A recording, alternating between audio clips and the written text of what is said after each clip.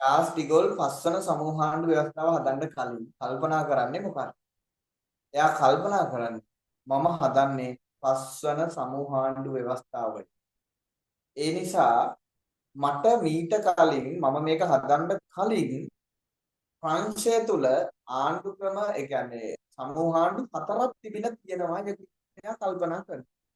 නමුත් ඒ හතරම බිඳ වැටිලා තියෙනවා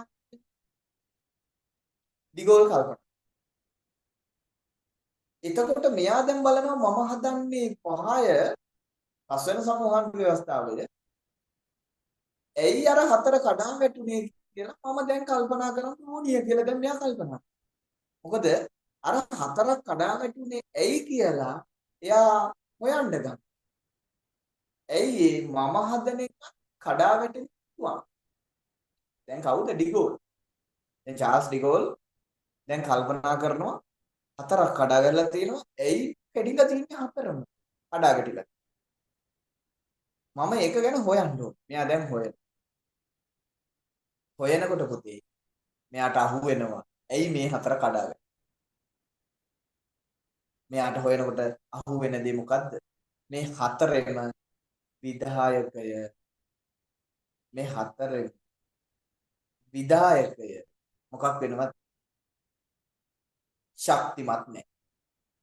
මොකක්ද දැන් ශක්තිමත් නැත්තේ? විධායකය ශක්තිමත් නැහැ. ඒ කියන්නේ ගැම්මෙන්නේ නැහැ. හරි? විධායකය මොකක් වෙනවද ළමයි? ශක්තිමත් නැහැ. විධායකේ ශක්තිමත් නෑ අර හතරෙම. ඒ හතර කඩා වැටෙන ප්‍රධානම හේතුව තමයි විධායකේ මේ දුර්වල බව.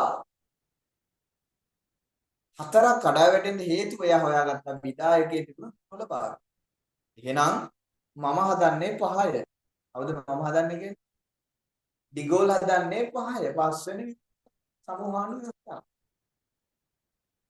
මම හදන ව්‍යවස්ථාවේ මොක දුර්වල වුණොත් විධායකයේ දුර්වල වුණත් ෂුවර් ෂොට් මේක කඩා වැටෙනවා. මෙයා තීරණ. එහෙනම් මෙයා පස්වන සමූහාණ්ඩු ව්‍යවස්ථාව හදන්නේ අරමුණු වැරද්ද නැති. මොකද ඒ වෙනු වැරද්ද? විධායකයේ දුර්වල වීම තුල අරක කඩා වැටුණා. එහෙනම් මම හදන ව්‍යවස්ථාව තුල හෙවත් ඩිගෝල් හදන ව්‍යවස්ථාව තුල පස්වන සමූහාණ්ඩු ව්‍යවස්ථාව තුල මොක ශක්තිමත් කළ යුතුයි කියලාද තීරණය වෙන්නේ. මොක ශක්තිමත් කළ යුතුයි කියලාද ළමයි? හක් දාලා දාන්න මැසේජ් එක.